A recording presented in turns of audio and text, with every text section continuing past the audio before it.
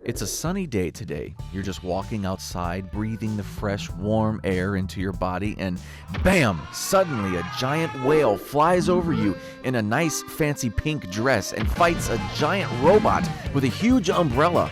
She hits the robot with a big smash attack, and the robot gets punched up into the air. You try to run away from it faster and faster. Boom! Luckily, it was all an exciting visit to a new, unique world, out of our universe. The dream world. Everybody has experienced dreams. However, have you ever wondered why are we actually dreaming?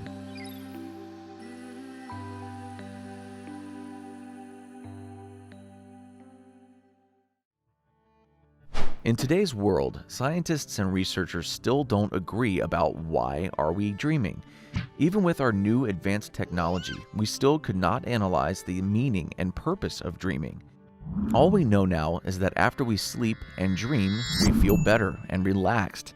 But thanks to their studies, nowadays we can answer the question, how often do we dream? To get closer to seeking the answer. Researchers found that we spend 1/3 of our life sleeping. If an average person sleeps 8 hours per day, and if this person is able to celebrate his 75th birthday party, he will sleep his entire life 25 years. 25 years would be 9,125 days. 9,125 days would be 219,000 hours of sleeping. You could watch the movie Forrest Gump more than 96,000 times, or hear the Michael Jackson album Thriller around 311,000 times. But some people mention that they don't dream at all during their sleep.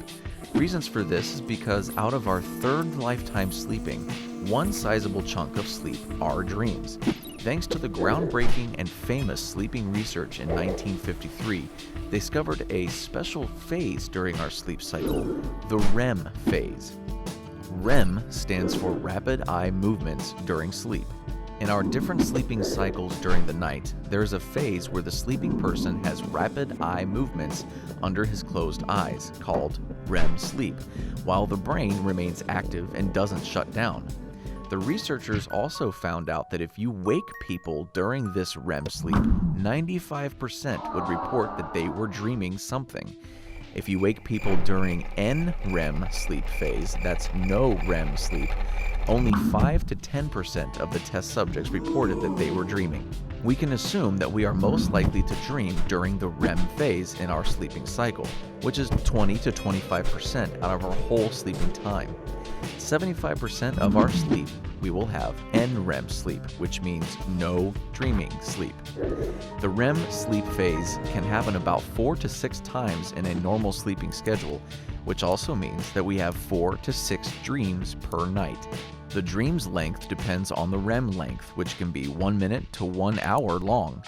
With this knowledge, we can take a closer look at the main developed theories about why we are dreaming.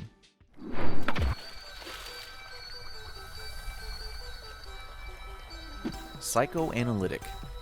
Sigmund Freud, a famous, well-bearded psychiatrist, explains dreams as a form of wish fulfillment.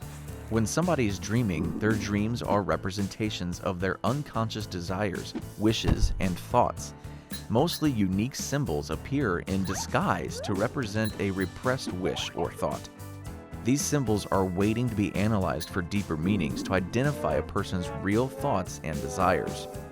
In contrast to Sigmund Freud's wish fulfillment theory, Carl Jung said that dreams are expressions of unresolved issues. He thinks that our dreams beware and address about our emotional problems, worries, and fears. Dreams help us to reveal the parts of our psyche and personality that are out of balance. With this knowledge, oneself and others are able to help to work on a positive psychological development and integration on unresolved issues. But what if dreams are not connected in any way to our inner self? What if dreams are only a side product from our brain during the night? The activation synthesis. In 1977, a research of brain activity during dreaming discovered that there are a lot of brain activities during our sleep, which means that the brain does not completely shut down in our sleep and still stays active in a passive mode. During the REM sleep phase, specific brain areas are activated, like the amygdala and hippocampus. Both areas are responsible for our emotions, sensations, and memories. Thanks to this activation, we create feelings and pictures in our mind, and the brain tries to synthesize and interpret these activities. The result of all this progress is called dreams.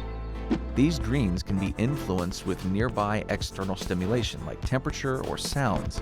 In dreams, an alarm clock stimulation could transform to a fire engine.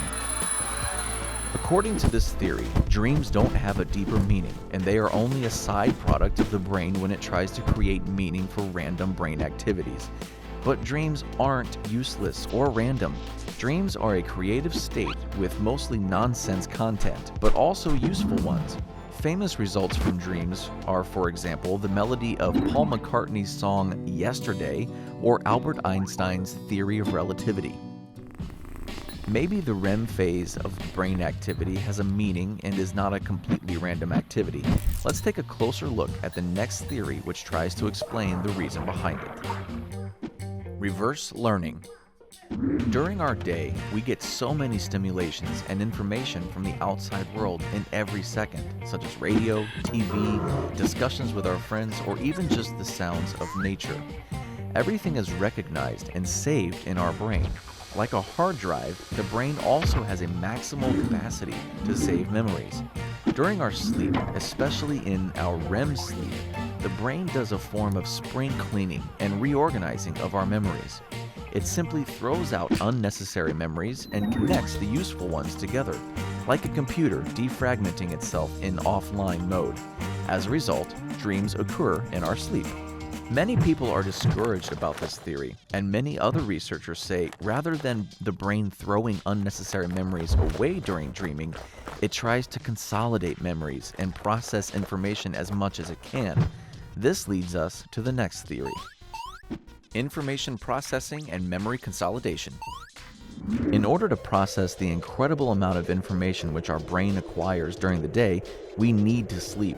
In 2004, psychologists said that our dreams are a byproduct of this information processing during our sleep, or even play an active part in it. The brain does this memory preparing to connect the experience from our day into our long-term memory. In 2011, the psychologists even said that the brain is learning during our sleep by studying the day's stimulations. Dreams occur as a reflection of this process. But all in all, this theory has not been proven right or wrong yet and is quite the unpopular theory. In contrast, the next theory is a quite popular one among evolutionary psychologists. Threat rehearsal and simulation. In 2007, a research aimed to find out if dreams practice our survival skills or not. So they developed an experiment with rats. A rat was put in a box full of water with only a tiny surface. The rat could barely stand on this tiny surface, but when it was tired and fell asleep, the rat fell into the water and woke up again, climbed back on the surface. After several days, the rat was tested for its surviving technique by being chased from a cat. The result was that it did not behave in the best way to survive, like a rat which could sleep with no issue. The reason for the bad surviving performance of the rat is that it was deprived of its REM sleep. The REM sleep is the main phase in which we dream. And due to this theory, they assume that dreams are a theater to practice our survival situations, which we might need one day. This practice was stolen from the rat because it couldn't have any REM sleep. No dreaming practice. To apply this to humans, it also explains why we mostly have nightmares in form of chasing and attacking dreams. In our dreams, we want to practice this chasing situation when we really might need it one day for surviving a life-threatening situation. We learn how to handle our fear and anger in this kind of situation.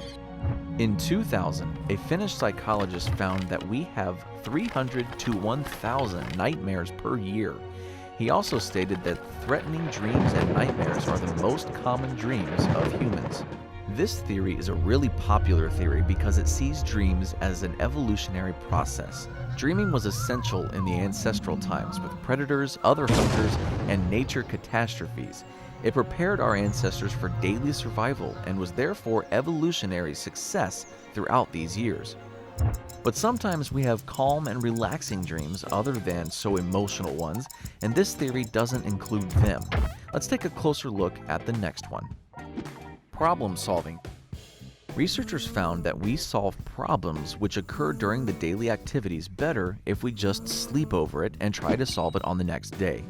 Sleeping and dreaming helps to clear the problems, especially after our REM sleep. Our brain has so much information and knowledge saved which can't directly be accessed.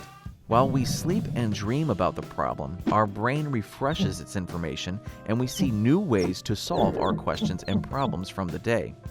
Many people experience this situation. For instance, you talked with a friend about somebody, but you both can't remember the name of this person. On the next day, you suddenly remember the name and you tell it to your friend.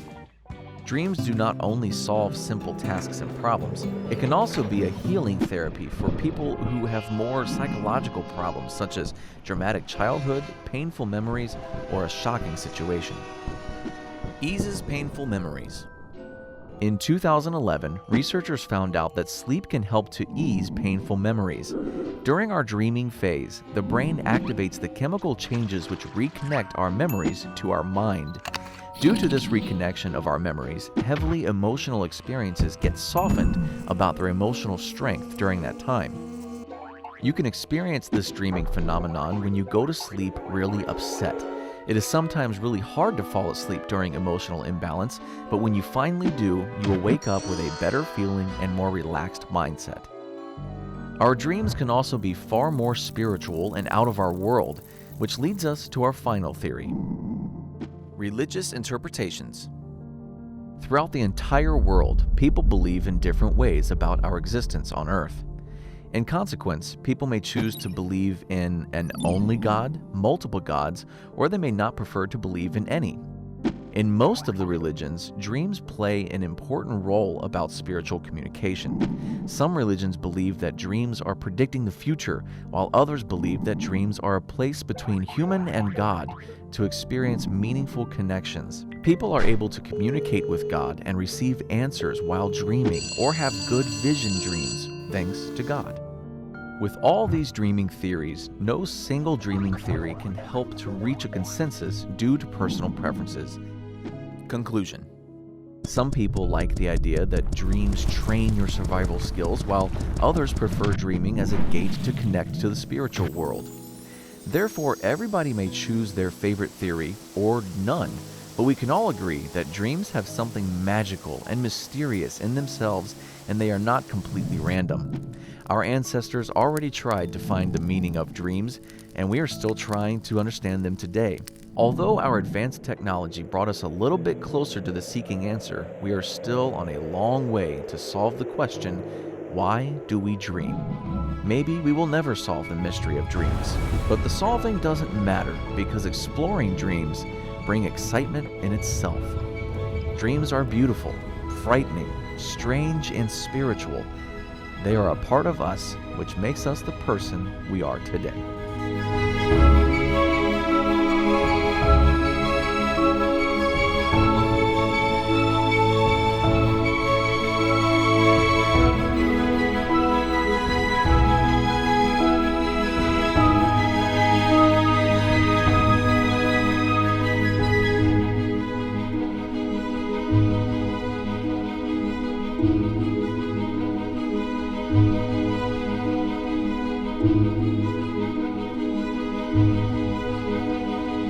Thank you.